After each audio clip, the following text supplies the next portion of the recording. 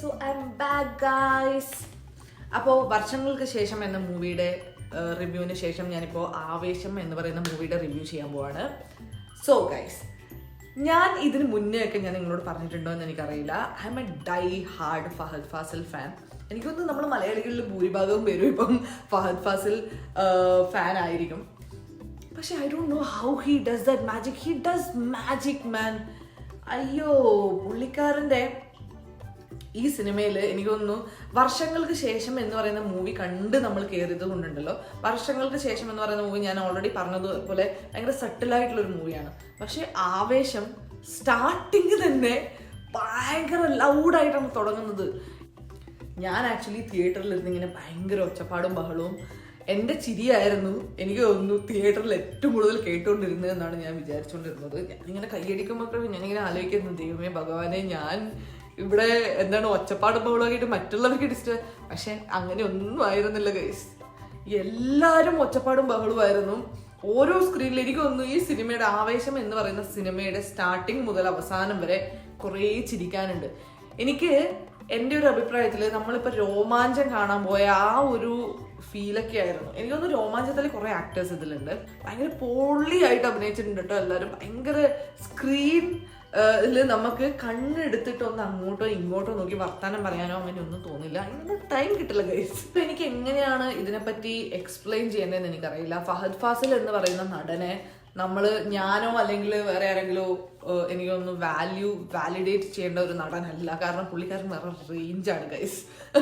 പുള്ളിക്കാരൻ ഇന്ന് ഞാൻ കണ്ട സിനിമയിൽ ആവേശം എന്ന് പറയുന്ന സിനിമയിൽ പുള്ളിക്കാരൻ ചെയ്തിട്ടുള്ള ആ റോൾ, പുള്ളിക്കാരൻ ഓരോ സ്ക്രീനിലും പുള്ളിക്കാരൻ്റെ ആക്ടിങ് സ്കിൽസ് കാണിക്കുന്ന സമയത്ത് ഐ എം ലൈക്ക്, എൻ്റെ ചുറ്റും തിയേറ്ററിലുള്ള ആൾക്കാർ മൊത്തം ഓരോ സീനിലും ഒച്ചപ്പാടും കയ്യടിയായിരുന്നു. പടം ഒരു അടിപൊളി കിഡിലൻ പടമായിരുന്നു. വീണ്ടും ഒരു ഫഹദ് ഫാസിൽ പടം എന്ന് പറഞ്ഞാൽ മതി. അതിൽ തന്നെ നമുക്കറിയാം പടം ഒരു കിഡിലൻ പടമാണ് എന്നുള്ളത്.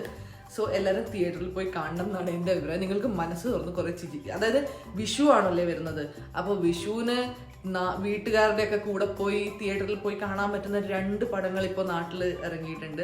2 അല്ല, എനിക്കൊന്ന് ഉണ്ണിമുകുന്ദൻ്റെ ഒരു പുതിയ പടം കൂടി ഇറങ്ങിയിട്ടുണ്ട്. എനിക്ക് അതിൻ്റെ അഭിപ്രായം അറിയില്ല, ഞാൻ കണ്ടിട്ടില്ലാത്തതുകൊണ്ട് ഞാൻ അതിനെപ്പറ്റി പറയുന്നില്ല. പക്ഷേ ഈ 2 പടങ്ങളും നല്ല കിടിലൻ ഫാമിലീൻ്റെ കൂടെ പോയി കാണാൻ പറ്റുന്ന ഒരു 2 പടങ്ങളാണ്. വർഷങ്ങൾക്ക് ശേഷം എന്ന പടം എനിക്ക് തോന്നുന്നു ഭയങ്കര ഒരു ഫീൽ ഗുഡ് പടമാണ്. ഇത് കുറേ എൻ്റർടൈൻമെൻ്റ് ഉള്ള ഒരു പടമാണ്. അതായത് ഭയങ്കര എൻ്റർടൈനിങ് ആയിട്ടുള്ളൊരു പടമാണ്. സോ 2 ജോണർ പടങ്ങളാണ്. ഇപ്പോൾ 2 ഒരേ ദിവസം പോയി കാണണം എന്നില്ല, എങ്കിലും നിങ്ങൾക്ക് 2 കാണാൻ കൺസിഡർ ചെയ്യാവുന്നതാണ്. എന്തായാലും പടം പൈസ മുതലാക്കാൻ പറ്റുന്നൊരു പടമാണ്.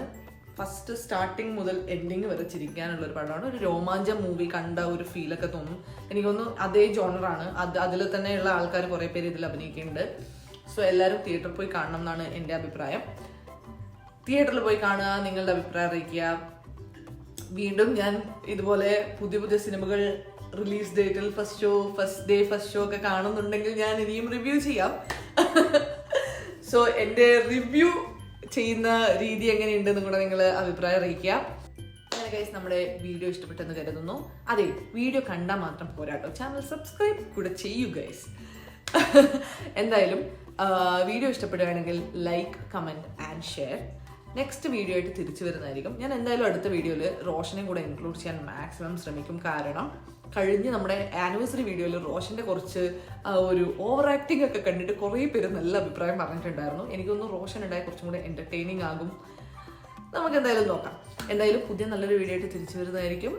So stay tuned. Till then bye.